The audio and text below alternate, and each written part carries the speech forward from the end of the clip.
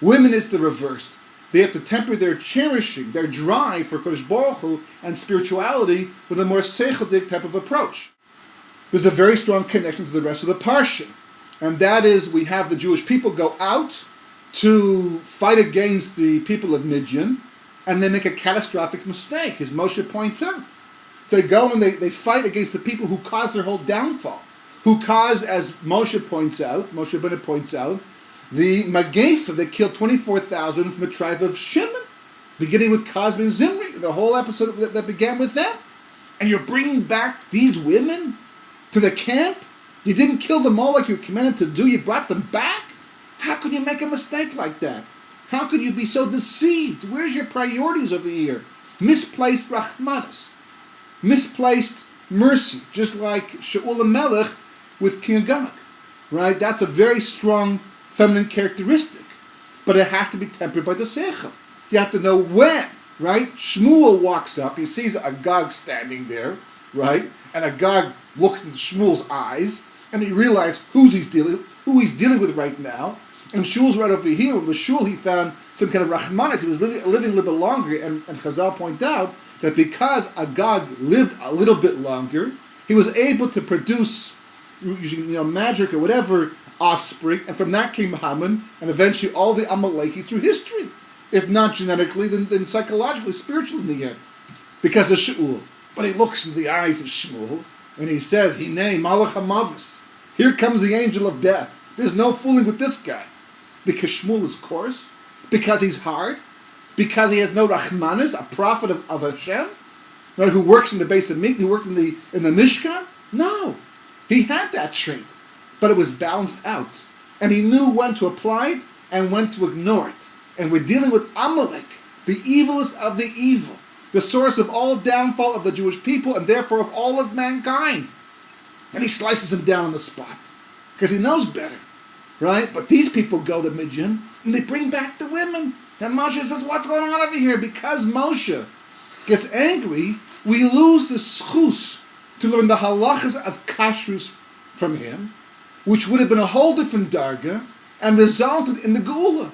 Because the bringing out of the blias, of the absorptions from the metal, and from, and whether you do it through fire or cooking and hagala, all the halachas of kashering something that we follow today come from over here, in this week's parsha.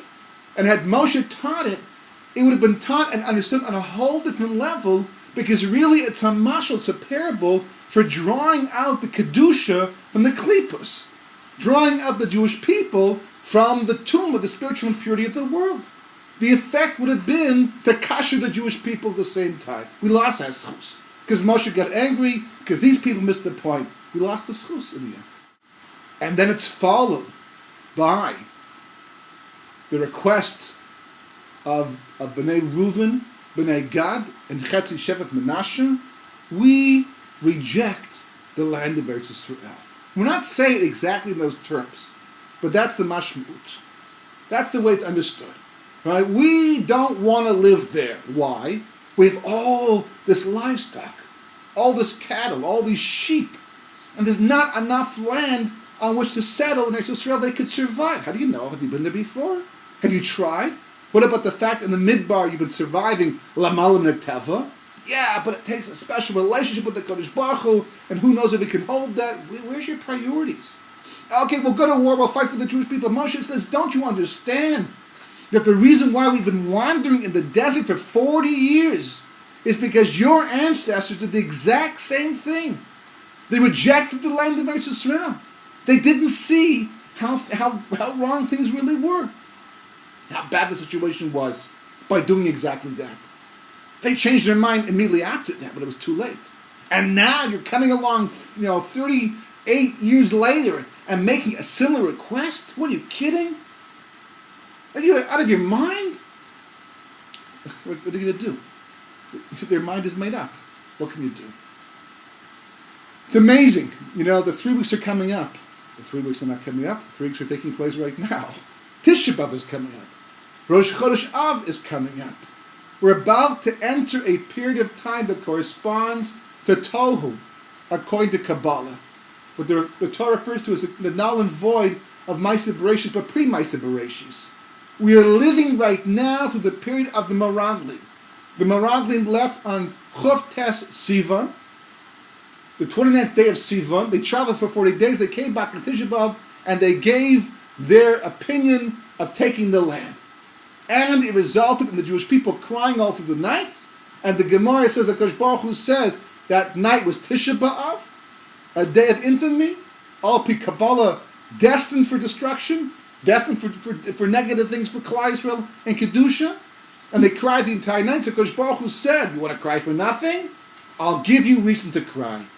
You're going to cry for the first Beis Hamikdash. You're going to cry over the second Beis Hamikdash. You're going to cry over expulsion from Spain. You're going to cry over all the terrible calamities that are going to befall you at this period of time, especially on Tisha B'Av.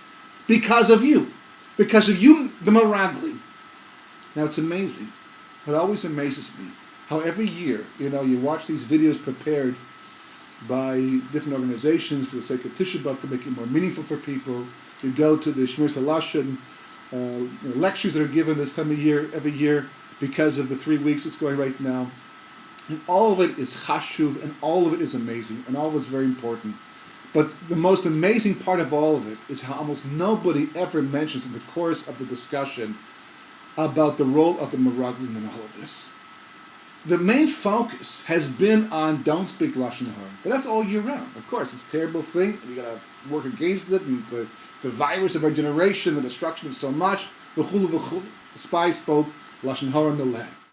You can't be jealous, because if you get jealous, you cause all kinds of destruction as well, to yourself, to community, to the world around you.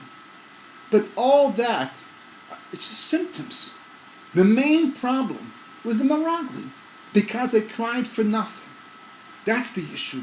What do you mean they cried for nothing? They cried for something. They had a reason to cry. They weren't simply just cry babies. What do you mean they cried? What's bechinas chinam? What do you mean chinam over here? What's the free out? What's sinas chinam? When you hate somebody, you usually have a reason to hate a person. So then what's the chinam part? The chinam part means that if you do not look at the world the way Hashem looks at the world, if you do not look at your neighbor the way Hashem looks at your neighbor, if you do not cherish Eretz Yisrael like HaKadosh Baruch Hu cherishes Eretz Yisrael, then you'll hate it. And you'll find reason to complain. And you'll find reason to reject. And you'll find reason to speak Lashon Hara. And you'll find reason to be jealous. But it's all chinam. You know why it's chinam? Because if you really saw reality as it actually exists, you would agree. He's a nice person. It's the place that Jews belong. We shouldn't be doing things like that. We should be doing things like this instead. Because when you look at the world through the eyes of HaKadosh Baruch Hu, everything that we see as being bad becomes good, and that which we see as good becomes bad. If we're not already seeing it like Hashem sees it. That's the true Yir Shemayim. There ought to see. Kol b'dei Shemayim chutz miYir Shemayim means all is in the hands of heaven except the fear of God. But the word Yira comes from the word Lirah, to see, which means that all is in the hands of heaven except the seeing of heaven, or the seeing of creation as heaven sees it. That's what the Meraglim made mistake. And that's what the Gemara says. The reason why in Eicha, Lamentations, which we read on Tisha B'Av, that the ayin comes after the peh should come after the ayin, but the peh comes first, because the Meraglim spoke about things they did not see. They spoke about things they did see. Now, what they saw with their physical eyes they spoke about, but their mind's eye would have seen things differently. Had they only had the proper balance of the feminine traits, of cherishing, of desiring, of aspiring, of going out of yourself, of believing in higher and more lofty goals as opposed to personal agendas, and balanced it out with the seichel, the masculine traits, and brought them together, there would have been no bechinas chinam, no wanton crime, because there would have been no rejection of the land. Just like Yeshua comes back the next time, or Caleb comes back the next time with Pinchas, just two of them. We can take the land. We can do this. And we want to do this. Because it's the place we belong. It's the place of the Shekhinah.